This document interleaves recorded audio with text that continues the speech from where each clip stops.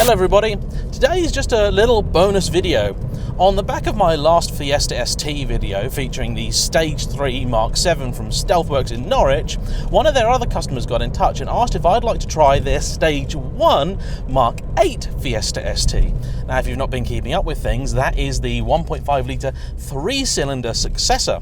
And when that car came out, I was a little bit curious because I had this suspicion that Ford may have tried to rein in the car's tuning potential.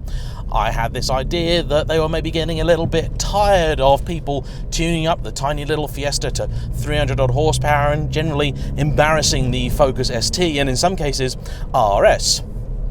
It turns out that I was very wrong indeed. The little 3-cylinder is possibly even more tunable than ever before. Now I don't know exactly why this might be, but I thought it'd be worth having a go in this little Stage 1 car to see just what they're like. Now Stage 1 in the Mark 8 produces basically the same effect as Stage 2 in the Mark 7. Now if you don't speak stages, and I generally don't, what does that mean? Basically, this is just a remap. There is absolutely nothing aftermarket about this car beyond the Stage 1R MaxD software.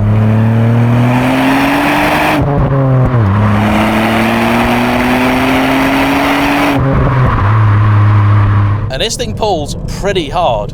Now, perhaps the most impressive change is in the torque. Now, power is up about 40 odd horsepower over standard, but torque at 2,500 RPM is double standard. That's nuts. And the car does pull very hard. Now, this is the kind of road that suits this type of car very well indeed, and in fact it's a road that its owner probably knows pretty well.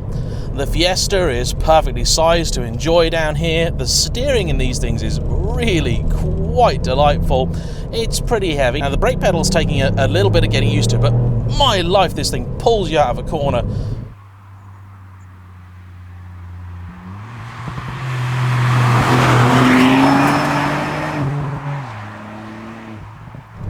I'm changing gear probably a hell of a lot more than I need to because I've just come out of the S2000 where if you want to make progress, you gotta keep on it with that. But in this, not so much. There is useful power all the way from about 2,000 RPM right to that red line, which is just over 6. Now, if you look at the dyno graphs of this car versus the standard, there is one thing that you'll notice, and that's the fact that the torque does obviously spike a lot higher, but then does start to tail off. The default map is obviously designed to try and keep the torque curve relatively flat. However, in practice, the car actually performs pretty well, and you don't feel that torque drop off anywhere near as much as you might think. Now, I'm currently driving the car in track mode. This is the ST3, which comes with a limited slip differential. It's got some other goodies as well, although a few things are a little bit confusing. For example, in this car, the B&O sound system was a £250 upgrade when it's actually standard in the ST2, which is a lower model car. But when you consider the fact that this is its owner's daily driver and sole car, it's got all the conveniences you would possibly want. Maybe the most important upgrade over the Mark 7 is the infotainment system, which has finally joined the 21st century. It's also got a heated front screen. Now, I'm personally not a fan of those because I wind up looking at the heating elements and just getting distracted by them. However, when you've got to go to work at 4 in the morning, you can appreciate the benefit of things like that.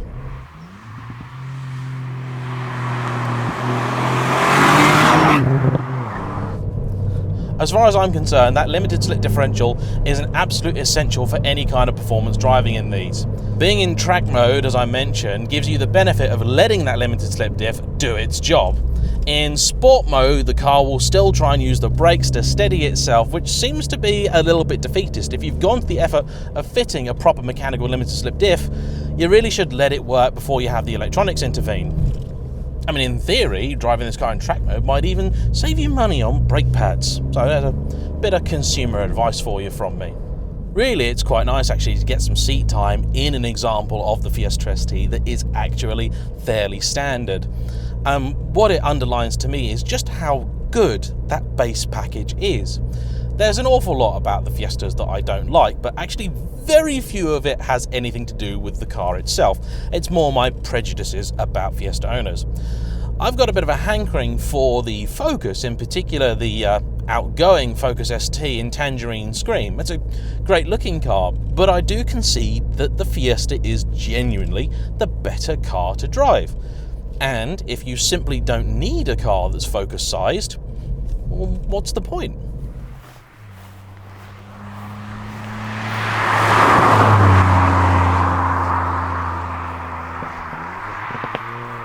Now, the ST is also nice and refined on the motorway, and indeed many of its miles are motorway miles, and it's comfy, it's quiet when you want it to be. The exhaust, I think, has just got through before the petrol particulate filters came in and killed everything. And when you look at the price of one of these, okay, officially about 25 grand in the showrooms, but I know there are discounts to be had, you do get a hell of a lot. I mean, there are cars out there in magazines at the minute where 25 grand doesn't even cover the options that they've been specified with. Now, the rim on the steering wheel is a little bit on the chunky side. I may prefer it to be a little bit thinner, but it's not too softly padded, and it is quite nice in the hand. I like the perforated leather on the side, and the fact that there's a nice little bit of carbon fibre in here too. Yes, there's plenty of sort of cheapy Ford switchgear, but then it's a sort of cheapy Ford, so you really can't come in here expecting Bentley levels of fit and finish.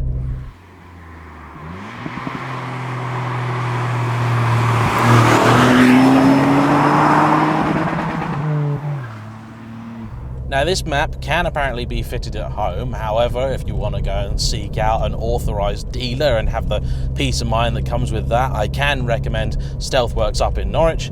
I have no particular affiliation with them other than the fact that they are quite nice people. Now, the car's also actually geared really nicely. The second to third is not a massive difference, but one of the problems I found with some turbo cars, particularly say things like the Golf R and so on, is that they're geared a little bit too short. Second will get you to the national speed limit on a B road, and that works pretty well. I don't like cars where you wind up working through the gearbox so much and then finding out that you're not actually going that fast. The gearbox itself is actually also really nice to use, and even the throttle pedal responds pretty well, meaning that you can actually heel and toe in it. And that is something that is never a given when it comes to modern cars. Now, the previous 4-cylinder engine wasn't always the most reliable, at least not in its early guise. Ford, I think, did eventually fix that. They had some overheating issues and things. But with this engine, I haven't really heard any horror stories, and let's be honest here, bad news usually travels much quicker than good. Oh, it's that third gear out of a 30 limit international speed limit. The car just hauls you along. Whee! And she flies as well.